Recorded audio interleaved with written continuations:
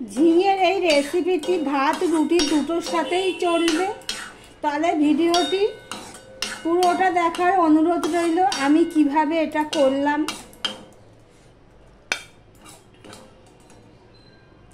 Please skip না করে পুরোটা দেখো।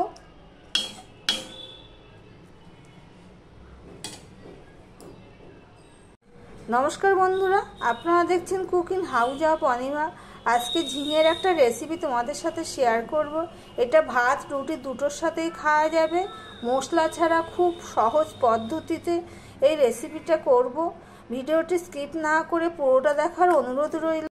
এই দেখো ঝিঙেগুলো ঠিক এইভাবে কেটে নিয়েছি পাতলা পাতলা করে, আর পুরো খোসাটা দেখো ছাড়িয়ে নিয়েছি, দেখেছো? এবারে এর মধ্যে আমি হলুদ দিয়ে দিলাম।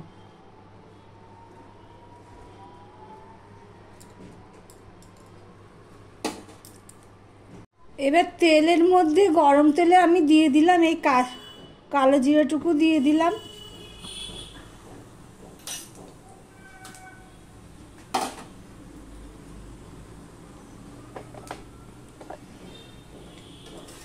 কালো জিরাটা দেখো গন্ধ বেরিয়ে গেছে ফোড়নের। এখানে আমি পেঁয়াজ কেটে রেখেছি আর কাঁচা লঙ্কা চেলা করে রেখেছি, সেগুলো আমি দিয়ে দিলাম।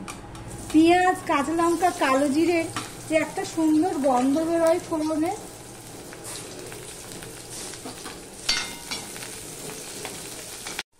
পেঁয়াজটা দেখো লাল লাল হয়ে ভাজা হয়ে গেছে। এখন আমি এই কেটে রাখা ঝিঙে এগুলো আমি দিয়ে দিলাম। এই ঝিঙেগুলো এতটাই পাতলা পাতলা করে কেটেছি।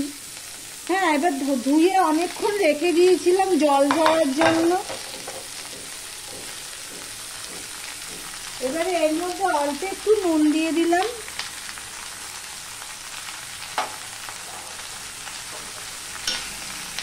নুনটা সম্পূর্ণ মিশিয়ে নেব।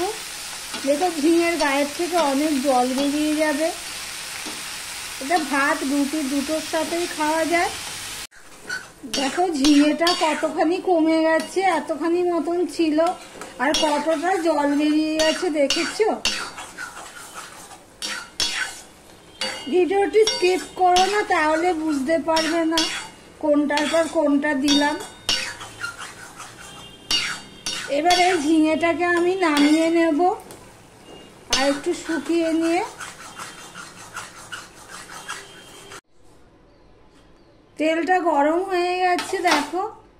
এবার এই তেলের মধ্যে আমি একটুখানি ছোট একটা পেঁয়াজ আর দুটো কাঁচা লঙ্কা চেলা করে নিয়েছি, সেটা দিয়ে দিলাম।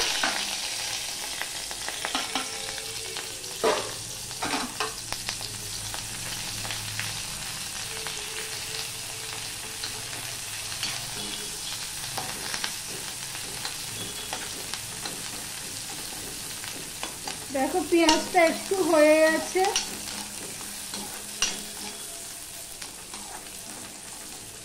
গ্যাসটা বড় করেই দিয়ে দিই, তাড়াতাড়ি হয়ে যাবে।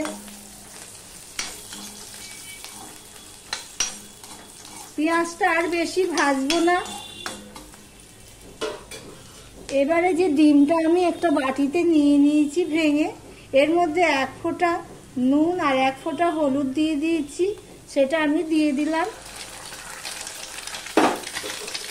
দিয়ে ভালো করে আমি এটা মিশিয়ে নেব পেঁয়াজ লঙ্কার সাথে।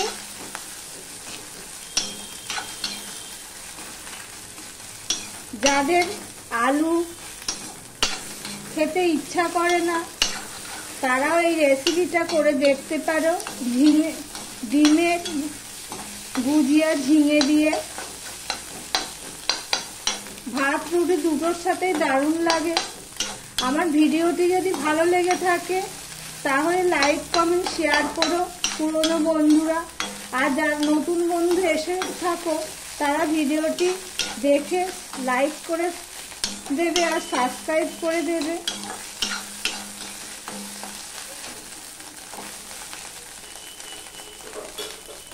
এবারে এই যে ঝিঙেগুলো আমি নামিয়ে রেখেছিলাম সেগুলো আমি দিয়ে দিলাম।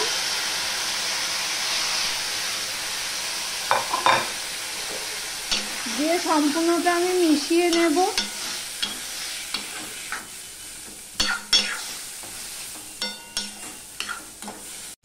দেখো ঝিঙের ডিম গুজিয়া রেডি হয়ে গেছে।